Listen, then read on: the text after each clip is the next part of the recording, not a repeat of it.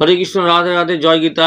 গীতা পাঠের আজকে 36 নম্বর শ্লোক পড়ে আপনাদের সামনে আমি শোনাচ্ছি। বন্ধুরা শুনতে থাকুন, দেখতে থাকুন। 36 নম্বর আজকে পাঠ করে আপনাদের সামনে শোনাচ্ছি। তো গীতা পাঠ সকলে করুন এবং গীতাকে সবাই ভালোবাসুন। আর প্রত্যেক দিন পারলে কিন্তু একটি বা দুটো শ্লোক করে পড়ার চেষ্টা করুন। যেখানে যাবেন সেখানে গীতাকে সঙ্গে করে নিয়ে যাবেন, তাতে আপনাদেরই অনেক উপকৃত হবেন।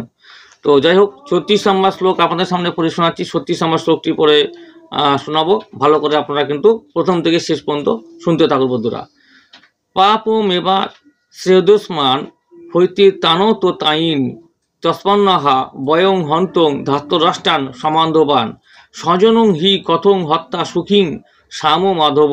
এখানে যে অনুবাদগুলো ছোট ছোট টুকরো ভাষা লেখা আছে সেগুলো আমি পড়লাম না, ডাইরেক্ট একদম অনুবাদে আমি চলে যাচ্ছি। অনুবাদটি শুনুন। এখানে এই ধরনের আততায়ীদের বধ করলে মহাপাপ আমাদের আচ্ছন্ন করবে, তাই বন্ধুবান্ধব ও দ্বিতীয় রাষ্ট্রের পুত্রদের সংহার করা আমাদের পক্ষে অবশ্যই উচিত হবে না। হে মাধব, আত্মীয় স্বজনদের হত্যা করে আমাদের কী লাভ হবে, আর তার ফলে আমরা কেমন করেই বা সুখী হব। তো এই যে অনুবাদ, তার তাৎপর্যটি শুনুন। যে বেদের অনুশাসন অনুযায়ী আততায়ী 6 প্রকার। 1, যে বিষ দান করে। 2, যে ঘরে আগুন লাগায়। 3, যে মারাত্মক অস্ত্রের দ্বারাই আক্রমণ করে। 4, যে ধনসম্পদ লুণ্ঠন করে। 5, যে অন্যের জমি দখল করে। এবং 6, যে ধর্মপত্নীকে হরণ করে। এই ধরনের আততায়ীদের অবিলম্বে হত্যা করা উচিত এবং এদের হত্যা করলে কোনো রকম পাপ হয় না। এই ধরনের আততায়ীদের বিনাশ করাটা সাধারণ মানুষের পক্ষে স্বাভাবিক, কিন্তু অর্জুন একজন সাধারণ মানুষ ছিলেন না। তার চরিত্র ছিল সাধু সুলভ, তাই তিনি তাদের সঙ্গে সাধু সুলভ ব্যবহারই করতে চেয়েছিলেন। কিন্তু এই ধরনের সাধু সুলভ ব্যবহার ক্ষত্রিয়দের জন্য নয়। যদিও রাজ্যের দায়িত্বশীল প্রশাসককে সাধুর মতোই হওয়া প্রয়োজন, কিন্তু তাই বলে তাকে কাপুরুষ হতে চলবে না।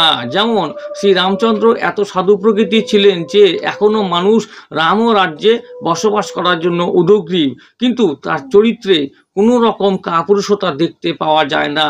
রাবণ ছিল শ্রীরামের আততায়ী, যেহেতু সে তার পত্নী সীতা দেবীকে হরণ করেছিল, কিন্তু শ্রীরামচন্দ্র তাকে এমন পর্যাপ্ত শাস্তি দিয়েছিলেন যা পৃথিবীর ইতিহাসে বিরল।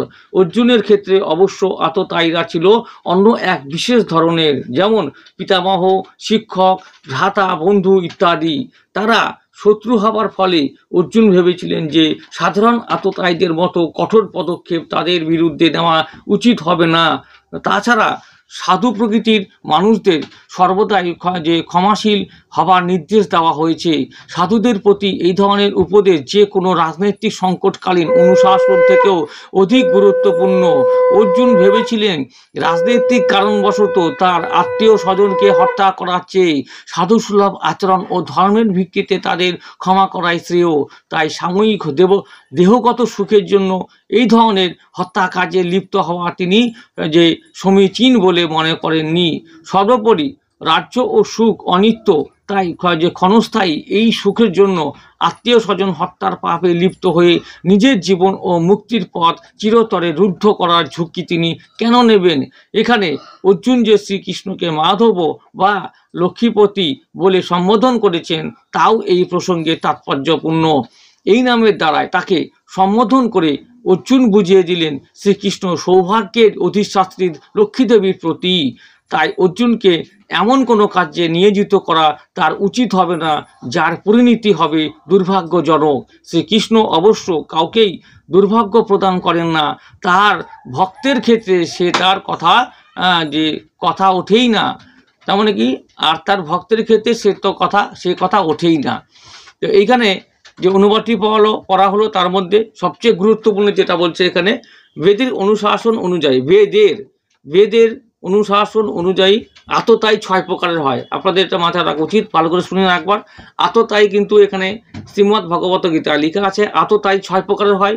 কি কি 6টি প্রকার হলো? 1 নম্বর, যে বিষ দান করে। 2 নম্বর, যে ঘরে আগুন লাগায় আততায়ী। 3 নম্বর, যে মারাত্মক অস্ত্রের দ্বারাই আক্রমণ করে। 4 নম্বর, যে ধনসম্পদ লুণ্ঠন করে, লুট করে। 4 নম্বর হলো। 5 নম্বর, যে অন্যের জমি দখল করে, সে আততায়ী। 6 নম্বর, যে ধর্মপত্নীকে হরণ করে, নিজের যে স্ত্রীকে হরণ করে, সেও আততায়ী। মানে আততায়ী এখানে 6 প্রকারে বলা হয়েছে ভগবদ গীতায়। তো এই ধরনের লোকেদের সঙ্গে কিন্তু সম্পর্ক রাখা বা করা কখনোই উচিত না।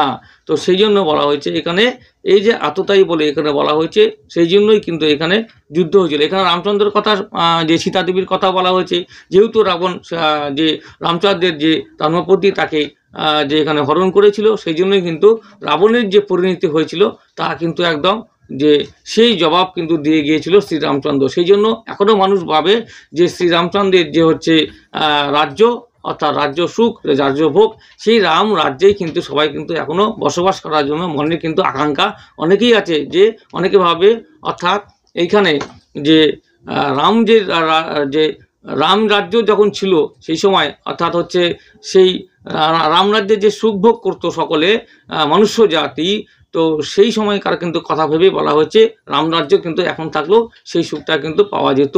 সেই জন্য এখানে কিন্তু এই হিসাবে কিন্তু বলা হয়েছে। তো যাই হোক, আপনাদেরকে আমি পড়ে শুনলাম 36 নম্বর শ্লোক। ভালো লাগলে অবশ্যই লাইক কমেন্ট করবেন। যারা এখনও পর্যন্ত আমার এই যে কেবি ভজন কীর্তন চ্যানেলটিকে সাপোর্ট করেননি বা অর্থাৎ সাবস্ক্রাইব করে রাখেনি, তাদের জন্য বলবো সাবস্ক্রাইব করে রেখে দিন। যে আমি যে গীতা পাঠ করছি, আপনাদের যদি পড়ার সময় না থাকে, আমার মুখ থেকে যে কথাগুলো শুনছেন এই পাঠের মাধ্যমে আপনারা কিন্তু অবশ্যই শুনতে পারবেন এবং সেই একও কিন্তু ফললাভ কিন্তু আপনারা পাবেন। জয় গীতা, হরে কৃষ্ণ, রাধে রাধে। সকলে ভালো থাকুন আর গীতাকে আশ্রয় নিন এবং গীতা দিনে একবার হলেও কিন্তু পাঠ করার চেষ্টা করুন। অর্থাৎ একটি শ্লোক হোক বা দুটি শ্লোক হোক বা তিনটি হোক, যতটুকুই আপনারা পারবেন, খাওয়ার পরে হোক, খাবার আগে হোক, স্নান করার পরে হোক, স্নান করার আগে হোক, রাত্রে হোক, দিনে হোক, দুপুরে হোক, যে কোনো সময়, যে এখানে কিন্তু কোনো বাধা নিষেধ নেই। আপনারা যেখানে যে সময় কিন্তু যে স্থানে আপনারা পড়ে এইটি পাঠ করবেন, সেই জায়গাটাই কিন্তু সম্পূর্ণভাবে শুদ্ধ হয়ে যাবে। এবং আপনারা কিন্তু মনে রাখতে হবে, গীতা পাঠ কিন্তু সম্পূর্ণ হবে আপনাদেরকে এবং নিষ্ঠার সহিত পাঠ করতে হবে, যাতে কিন্তু আপনাদের মনে কোনো খুঁত বা কোনো যে কোনো কিছু না থাকে। এখানে একদম স্বচ্ছলভাবে এবং সৎভাবে মনে প্রাণে গীতাকে আপনারা নিন এবং গীতা পাঠ করুন। আর যেখানেই যাবেন আপনার সঙ্গে গীতাকে আশ্রয় করে নিয়ে যাবেন সঙ্গে, এবং সে কাজ কিন্তু অবশ্যই আপনাদের সাকসেস হবে। এবং গীতা আপনারা যদি সঙ্গে রাখেন, যেখানেই যান, গাড়িতে যান, বাসে যান এবং অফিসে যান, স্কুলে যান, সকলকেই কিন্তু বলছি আমি, গীতা একটি করে ছোট ছোট যে বইগুলো আছে সেগুলো সঙ্গে রাখবেন। অবশ্যই বড় বিপদের হাত থেকে কিন্তু আপনারা কিন্তু রক্ষা পাবেন। কিন্তু যে আমার পরিবারে এরকম যে ঘটনাগুলো ঘটেছে, গীতা আমরা সকলেই ব্যাগে রাখি এবং যেখানেই যাব সেখানে রাখবো। আমার যে গাড়ির ডিক্কি সেখানেও রাখা আছে এবং বাচ্চাদের যে স্কুলের যে ব্যাগ সেখানেও রাখা আছে। সমস্ত কিছু আমি যে ব্যাগ নিয়ে ঘুরি সেই ব্যাগেও আমার কিন্তু গীতা কিন্তু সবসময় থাকে। অর্থাৎ আমি যেহেতু আমি ফললাভ পাই, সেই জন্য আপনাদের বলবো আপনারা কিন্তু গীতা যেখানেই যাবেন সেখানে সঙ্গে রাখবেন। দেখবেন অনেক বড় বড় বিপদ থেকে আপনারা কিন্তু উদ্ধার হয়ে যাবেন। হরে কৃষ্ণ, রাধে রাধে। সকলে ভালো থাকুন, সুস্থ থাকুন। আগামী যে আমি পর্বগুলো নিয়ে আসবো সেগুলো পাওয়ার অপেক্ষা থাকুন বন্ধুরা।